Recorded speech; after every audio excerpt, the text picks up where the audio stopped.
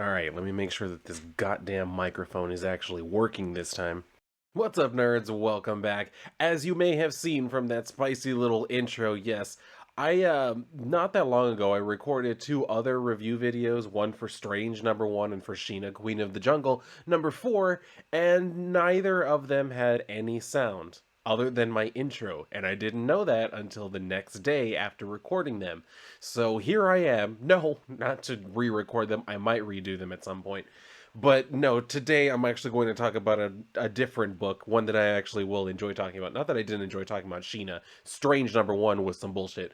But we're going to talk today about Rogue Sun #1.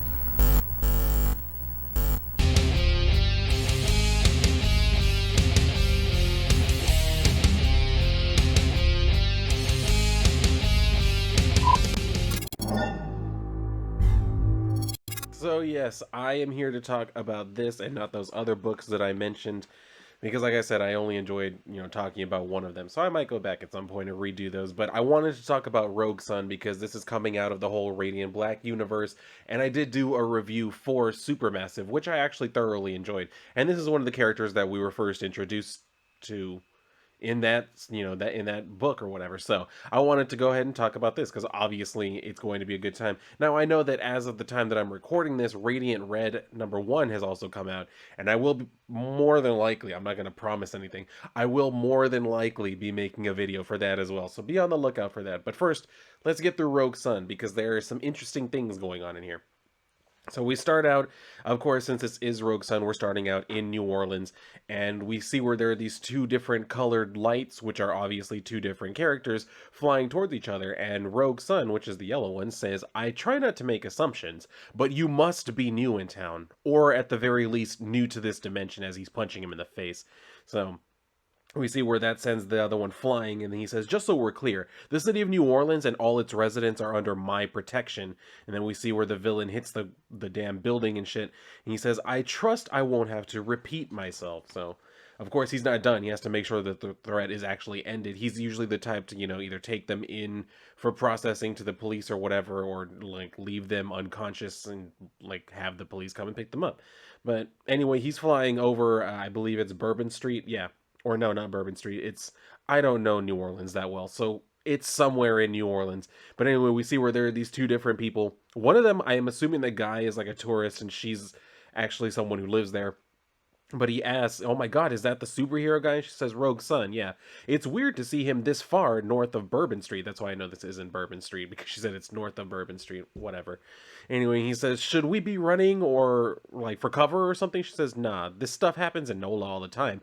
As long as we stay clear, we'll be fine. Trust me. Rogue Sun can handle himself." So we see where he tracks down, the villain to where he punched him and shit. And it comes in saying, "Whoever you are, you can't hide from me. You lost that option the moment you set fire to Jackson Square." To which the villain starts doing this ominous thing saying, "Your time is over, Marcus Bell."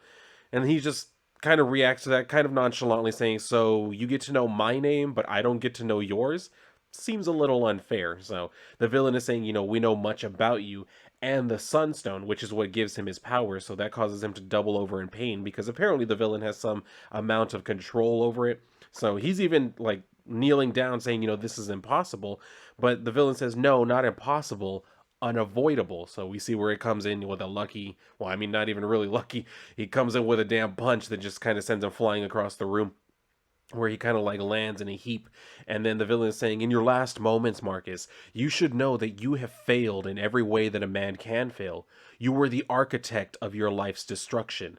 Look around. No one is here to save you." So he's getting lifted up by the throat, and he's saying, "Wait, who are you? We can't." And then he tries to, reason with him, but the villain says, "I am all of your sins made flesh, Marcus. I am the end of your story." So now we go over to this family that's standing outside of a Walgreens. Yeah, Walgreens. And then the wife is saying, "Where are you taking us?" And he says, "The guidebook says there's a fantastic little all ages jazz club." And I'm assuming he's going to say like right down the street or some shit like that. But they hear a giant explosion and they look over, and then the guy's just kind of saying, "What the hell is that?" The wife is asking, the son, "Are you okay?" But he's just looking, he's like, "Oh my God." And then they see where, yeah, We see where Rogue Sun has been thrown into pretty much like the pavement or whatever the hell this is. Yeah, into the pavement. It kind of looks like he made a hole into the ground. He like hit a pipe and shit. So that's where we get the introduction to chapter 1. When the night falls, a sun will rise, and you'll see what exactly that means in just a second. So we go over to Crescent City High School. This is a week later, and we see where there's this kid standing against, a locker, and he seems to be talking to himself. He says, Byron, I was under the impression we had an understanding. You take care of my chemistry homework, and I find you a date for prom as well as keep the bullies away. It's a win-win situation. And then we see where there's a voice coming from inside the locker saying, bullies away? What do you call this? So he's just like, what? And then the dude inside, Byron, tells him, you stuffed me in a locker. The only person I need protection from is you. So he says, this is what we call tough love. And then he says, Dylan, I don't even want to go to the prom. Yes. Yes, I know. His name is Dylan. I get it. Have your fun with that while you're having fun with that, I will mention that the son of Eddie Brock in the ongoing Venom series right now, his name is also Dylan. So I'm having somewhat of a renaissance, I guess, with my name, which is different because when I was growing up, I've talked to different people who were like, "Oh, I've known so many Dylans like that spell like the exact same way as you." I've known where I grew up, there wasn't any at all. I was literally the only one. You know what I mean? I came from a 95% Latino community. There were very, very few Dylans. And like I said, I don't think I've ever mentioned this on a video. My graduating class was 73 people. So I was very much definitely the only one named Dylan. But anyway, we'll leave that alone for now. But yes, the character's name is Dylan. And the funny thing is, when you're looking at these two characters in particular, when I was in high school, I was basically a combination of both of them. And I mean that, as far as like personality wise and physically, I'm fairly certain that I weighed as much, if not more, than both of these individuals. I was a big old boy. So yeah, and just like the two different personalities with him, one being like nerdy and the other one kind of being, doesn't really care. That was basically me. I was valedictorian in my class, but I very much hated school. So anyway, so Dylan is saying everyone says that, and then the night of the dance shows up. Besides, who would I be if I let my best friend miss out? Just to go ahead and throw this in there, I don't think I've ever talked about this on a video either. When I went to my prom, I didn't go to junior prom. Fuck that.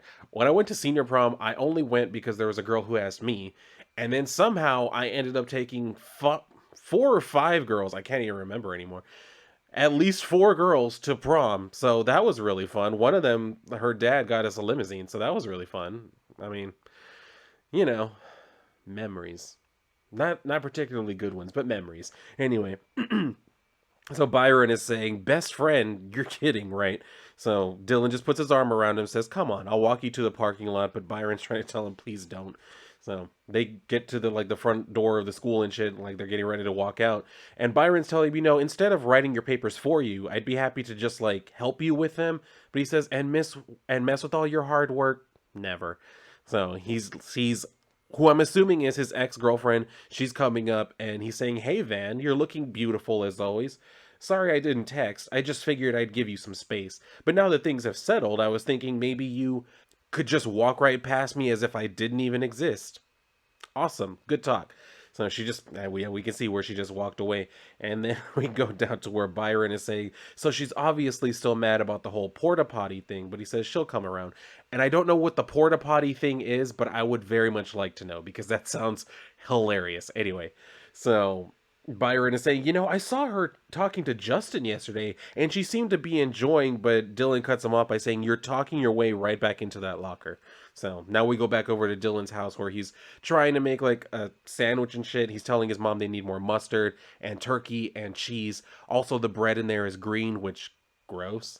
So he's also saying, "Actually, mom, we just need some type of food, anything that won't kill me."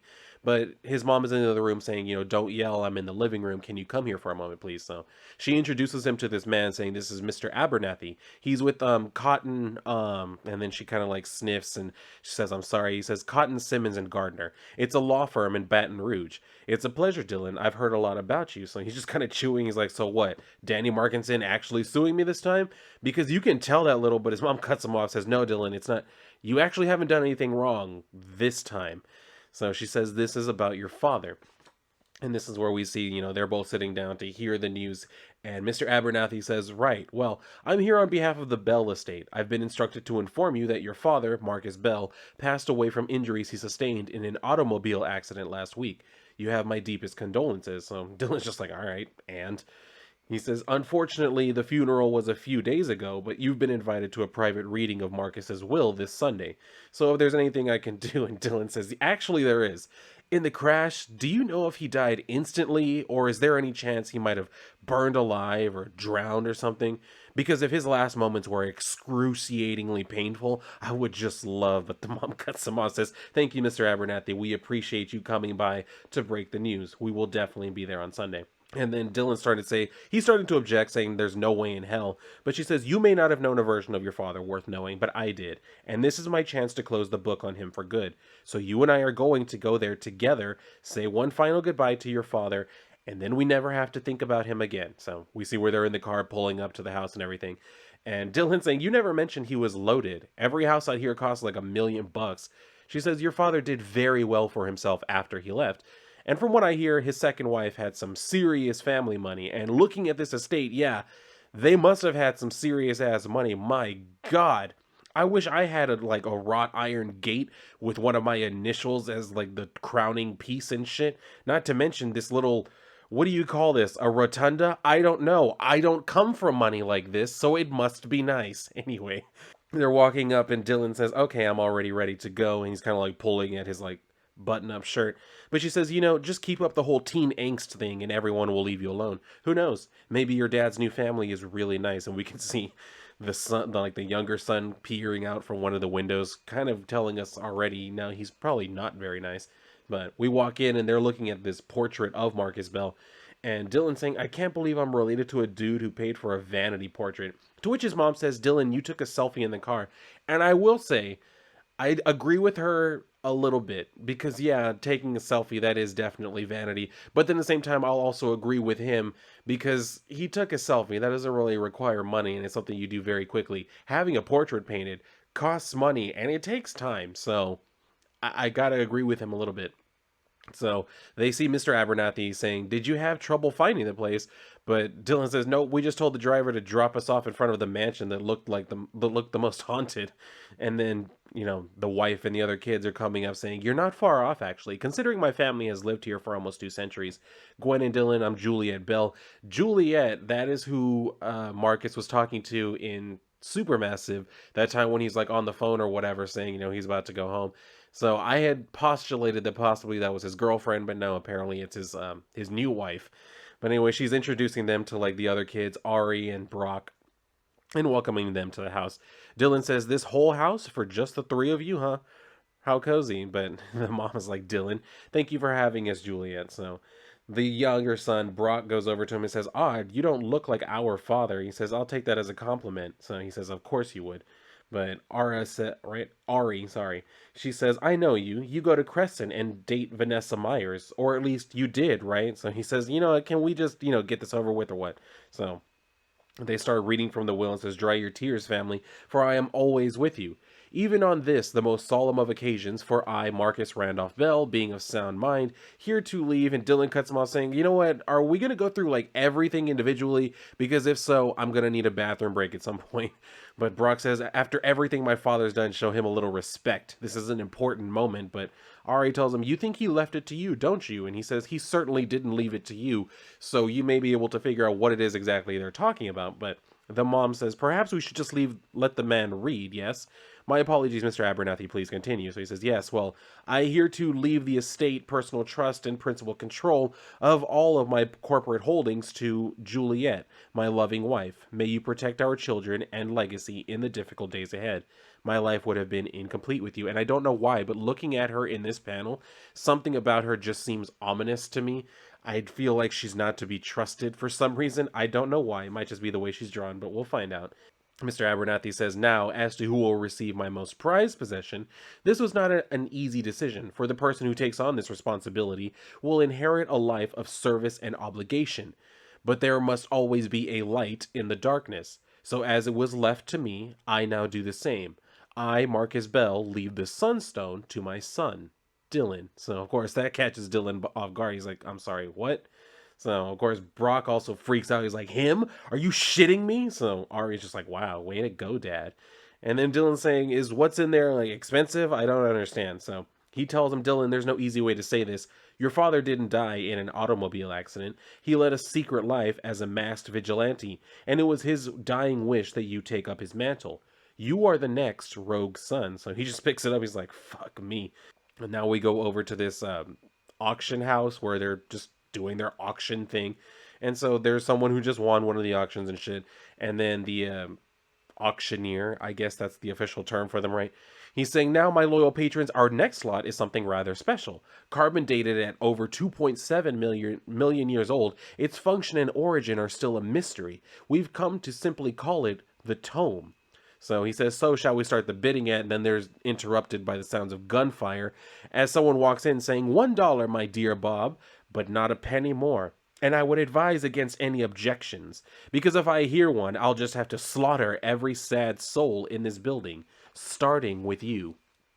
So now we go back over to Dylan, who's sitting out on like the front steps of his house with his mom. And he asks her, how long have you known? She says that your father was a superhero from the beginning, but I didn't think it was my secret to tell. And then she goes on to recount how she met him when she was 19. A drunk driver slammed into the side of a streetcar she was in and it pinned her inside. She says, I thought I was going to die right there until a knight tore open the side and pulled me out. Then he asked me for my number. 8 months later, we were married. We were happy for a bit, but the responsibility of being a superhero and a father just seemed like it was too much for him. I told myself that he left to protect us, but of course that theory kind of fell apart when he remarried. So we see where the stone starts to like activate, and he's asking her, what's going on? Is this the thing? It's happening right now? She says, yes, it's the call. It means Rogue Son is needed. Marcus always said the suit had a way of guiding and telling him what he needed to know, but... And then he says, oh, great, I thought maybe I'd get like a tutorial or something before I had to jump right in. But she says, Dylan, just because the suit is calling, it doesn't mean you have to answer. I saw what it did to your father, and I can't watch it happen to you too. Please. But he tells her, Mom, I'm not him, and I never will be, all right? This right here, this is our golden ticket. Being a superhero is like winning the lottery. The more good I do, the better our lives will be. So don't worry, I can do this. I promise. I can be better than him. As we see, he's starting to like take on the power. So he does the whole thing of saying, Rogue Son, and we get all of these different images in the background. I don't know if some of this is meant to be foreshadowing or this is him seeing, glimpses of fights his father has been in or what, but we'll probably, I guess, find out as time goes on. But it's a pretty nice, double page splash. So now we go back over to the villains who are getting away with their ill-gotten gains as the leader is saying, careful with that, please. Drop it and you'll unravel the very fabric of reality. So no pressure, boys. So they're just like, yeah, no problem, boss. So he says, now go help with the others with the police while and then he gets interrupted because he hears the sound of flying. And he says, I know that sound. It can't be. So we see Dylan's coming in, flying, but he doesn't really have control of it. He's saying, oh God, oh God, oh God. And then he kind of like ricochets off of the buildings and shit before he lands in the alley. So the villain comes up and says, well, that was quite an entrance. And here I was just thinking you were dead and all. So he gets up and says, okay, fancy dude, put back whatever it is you stole from in there and come along quietly or I'm going to have to knock you around a little bit. He says, oh, please, when have you ever known me to do anything quietly? So he takes a wild swing at him, completely misses, to which the guy's like, now what was that? Well, something's not quite right now, is it? The voice, the posture, the artless retort. Let's play a quick game, shall we? I'll give up right now and turn myself in if you can answer one little question for me, okay? Just one. What's my name? So, of course, Dylan doesn't know his name, but he takes another swing at him, saying a sitting duck. He says, good try, but no. What's my name? And then he says, Sir talks too much as he tries to kick him. Again, he misses, and the guy says, hurtful and uncreative. Last guess. What's my name? So he winds up for another punch, and he says, you supervillains all look the same too, and he was about to say me. But he gets cut off when the villain literally catches his fist and says, wrong. So it's true. The original really is dead. Such a shame. Well, then allow me to introduce myself, my fiery friend. My name is Suave. And it's a pleasure to make your acquaintance, as he keeps like slashing at him. So that sends like Dylan flying back and to like these garbage cans and shit. He says, now lucky for you, I prefer thievery to murder, so you'll live to lose another day, but I can assure you, my employer will be seeing you very soon. And he takes off on the truck saying, farewell now, little star. And then we see this voice coming from, off panel saying, get up off the ground right now, Dylan. So he looks and we can see his eye where he's very much surprised. And then we see where it's his father saying, you're embarrassing me. And from the way that his speech bubble has this little like effect going on, the little like orange outline or whatever, kind of tells me that possibly his father is dead, but possibly a part of his consciousness or whatever is within the actual stone. So this is going to be that tutorial that he was talking about. So he might be learning, actually from his father, might be getting to learn about him. But that's actually where the issue leaves off for right now. So we'll have to put that aside and we'll see what ends up coming from this. But overall, I do actually like this series. Like I mentioned before, and I'll probably say it every time that I talk about anything in this universe, I did not like the Radiant Black series when it started. And then it grew on me, and now it's growing into something that I actually thoroughly enjoy. So, nothing wrong with that. But, yeah, I do like this because the character of Dylan, not just because he has the same name as me, but because we can see where he's actually going to go on the hero's journey, where he definitely has attitude problems. He's not exactly the nicest guy, but he's not a complete scumbag. He's very much, he has his own little attitude problems, but then again, I was accused of the same when I was younger. So that's what I'm saying. He doesn't really have like that hero's mentality, that hero's personality, I guess.